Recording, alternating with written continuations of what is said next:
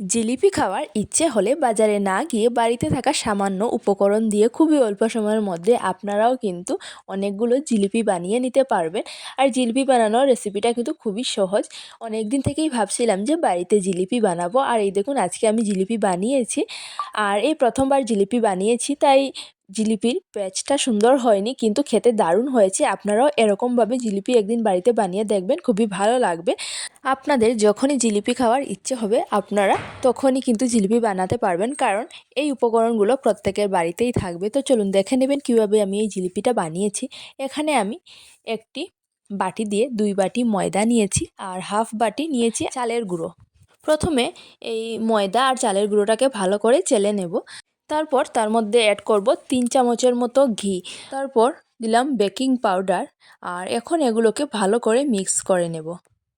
তো ময়দার সাথে ঘি আর বেকিং পাউডারটা ভালো করে মিক্স করা হয়ে গেছে, আর এখন অল্প অল্প করে জল দিয়ে এটাকে মেখে নেব। তো আমার এই বাটি দিয়ে কিন্তু 1.5 বাটির মতো জল লেগেছে।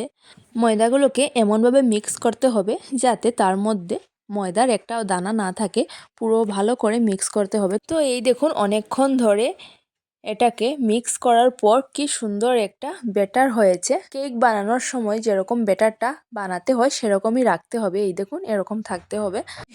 জিলিপির ব্যাটারটা রেডি হয়ে গেছে, আর এখন এই জিলিপির ব্যাটারটাকে প্রায় 3 থেকে 5 ঘন্টার জন্য রেস্টে রেখে দেব। আপনাদের হাতে যদি সময় থাকে তাহলে আপনারা আরও বেশি সময় রাখতে পারেন। আমি 3 ঘন্টার মতো রেখেছি। আর এই দেখুন 3 ঘন্টা পর দেখুন ঢাকনা তুলে দেখি খুবই সুন্দর হয়েছে। এখন এটাকে আরেকটু মিক্স করে নেব।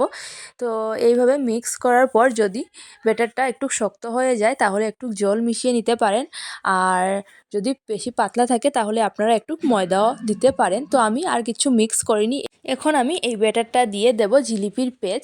তো জিলিপিটা বানানোর আগে প্রথমে আমি জিলিপির শিরাটা বানিয়ে নিই। এখানে আমি দিয়েছি এই বাটি দিয়ে 2 বাটি চিনি আর দিয়েছি 1 বাটি জল।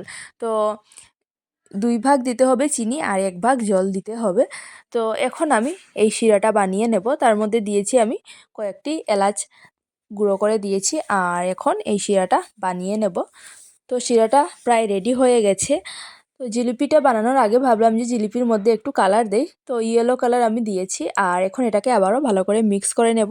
আর এখন এই জিলিপিগুলো আমি এই প্লাস্টিকের প্যাকেট নিয়েছি, আর এই প্যাকেটটার মধ্যে এই জিলিপির ব্যাটারটা ভরে দেব। তারপর এটা দিয়েই আমি কিন্তু জিলিপির পেস্টটা দেব। তো এই দেখুন আমি একটি গ্লাসের মধ্যে এই প্যাকেটটা ঢুকিয়ে দিলাম। তারপর এই জিলিপির ব্যাটারটা এখানে এই প্যাকেটটার ভিতরে দিয়ে দিচ্ছি। তারপর এই প্যাকেটটা দিয়েই কিন্তু আমি জিলিপির পেস্ট দেব।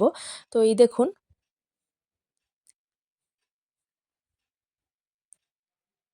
এখন আমি নিচের দিক থেকে কিছুটা কেটে নেব। এখান থেকে একটু কেটে নেব যাতে কাটার পর এই ফুটোটা দিয়ে জিলিপির ব্যাটারটা বের হয়।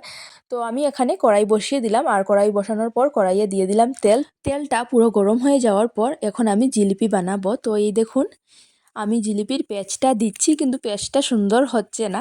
তো কারণ 2-3 দিন না বানালে পেঁচটা সুন্দর হবে না, কিন্তু খেতে দারুণ হয়েছে। আপনারা অবশ্যই এরকমভাবে একদিন জিলিপি বানিয়ে দেখবেন। আর খুবই তাড়াতাড়ি কিন্তু জিলিপিটা ভাজা হয়ে যায়। এই দেখুন কারণ তেলটা গরম থাকে, আর জিলিপিটা দেওয়ার সাথে সাথেই কিন্তু ভাজা হয়ে যায়। এই দেখুন প্রায় ভাজা হয়ে গেছে এক সাইড, আর আরেকটা সাইড ভাজা হয়ে গেলেই আমি এটাকে শিরার মধ্যে দিয়ে দেব। তো এই দেখুন জিলিপিটা পুরো ভাজা হয়ে গেছে, আর এখন তেলটা থেকে জিলিপিটা তুলে দিয়ে দিলাম শিরার মধ্যে। আর এখন এই জিলিপিগুলো শিরা থেকে তুলে নেব, কারণ বেশি সময় শিরার মধ্যে থাকলে কিন্তু সব শিরাগুলো এই জিলিপিগুলো টেনে নেবে। তাই শিরাতে দেওয়ার সাথে সাথেই কিন্তু জিলিপিগুলো শিরা থেকে তুলে নিতে হবে। আর এদিকে আমি আরও জিলিপির পেঁচ দিচ্ছি। এই দেখুন জিলিপি ভাজছি।